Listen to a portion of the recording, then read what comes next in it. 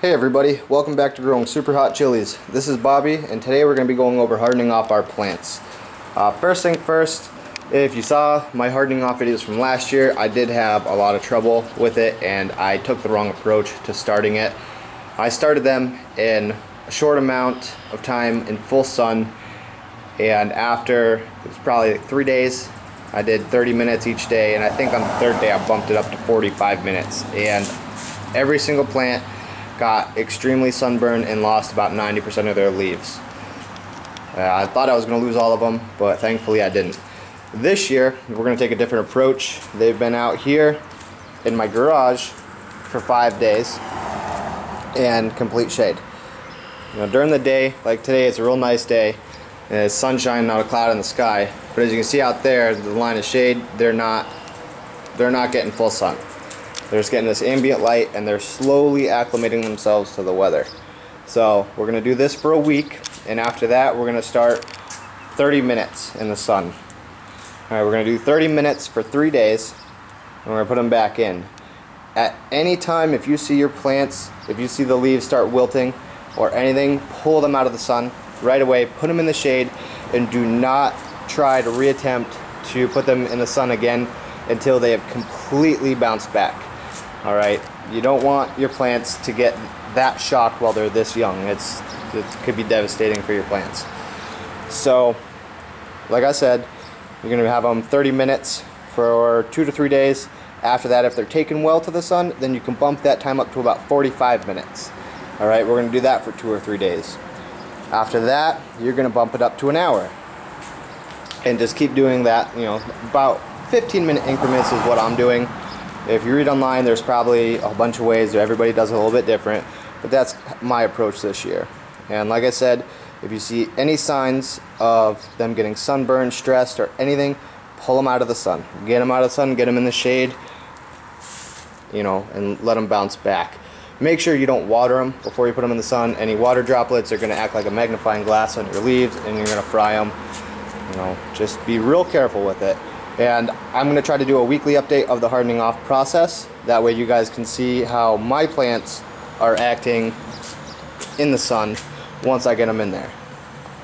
Alright. After that, they're going to go over in their homes for the summer, over on the east side of the house. That way they're going to get a majority of sunlight, and in the afternoon they'll be in shade, just like last year. Alright. Another thing I'm going to do this year is top. I'm going to top all my plants, and I could probably start doing it now. As you see, some of the habs and stuff like that, these are white habaneros, they're flowering like crazy already, and I did not have this last year. I actually might have a pod coming in right there. I don't know.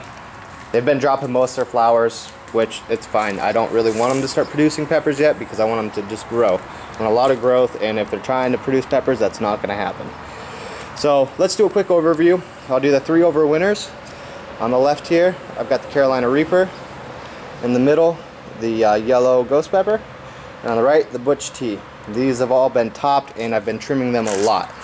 Especially this Butch Tea. The Butch Tea is staying nice and short and really bushy, and it's got a lot of growth in here. But what I've been doing, if you see there's a lot less growth on the inside, I've been trimming and cutting back all the stuff on the inside because I kind of want that to be empty space. I want it to grow outward a little bit, and when it comes up it can bush out and make a nice little canopy. Alright, so that's that. We'll get to the starters from this year. I've got the Bubblegum 7 right there, the Fatale.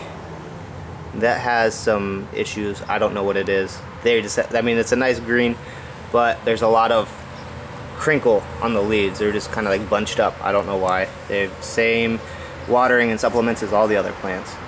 Got a Peach Boot right there, a Bohemian Goat, a Brown Douglas, a Yellow 7, which is starting to flower, as you can see right there. I'll get some flowers on that one.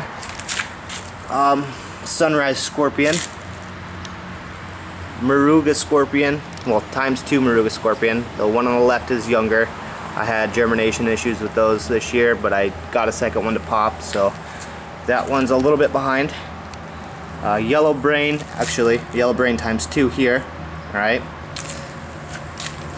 I got 2 Reapers, 2 new Reapers, that is. 2 Jay's Peach Ghost Scorpions. That's another yellow. This is the red hab. All the habs are flowering. They're just early flowers. It's just fine. I'll just either pop them off or do something. Well, they're getting topped anyway, so I guess that doesn't matter too much. I don't want to produce a fruit yet though. Chocolate Scorpion here is flowering. Butch Tea here. And 2 white habaneros here. Alright. So that's the overview of the plants. And like I said, there's a few minor issues, but I'm just gonna let them do their thing, and we'll get to the topping video in about 2 weeks, hopefully. I want to go over, because I didn't get to do the container or the potting up video, I'll go over that real quick. I went to the local nursery and I told them, you know, I have a container garden. I need something that's gonna hold a decent amount of water, but also is a more lightweight soil and has good drainage. So this is what they gave me, and it seems pretty promising. It's got a lot of the perlite in there, and it's mostly peat moss mixture with some other things in there. So I tried to save the bag, but I think I accidentally threw it out, so I can't give you the exact specs on the soil. But that's what I'm using this year, and I'm fertilizing with CalMag Plus. That's all I'm using. I'm not using tomato tone or garden tone or anything like that this year. We're just going to stick with that CalMag Plus and see how they do. So like I said, I'm going to try to get the updates out for the hardening off process, so you can see how my plants look, how they should or shouldn't look. We'll see, you know, how that goes, and then we'll do the topping video. So yeah, I'll see you guys next time.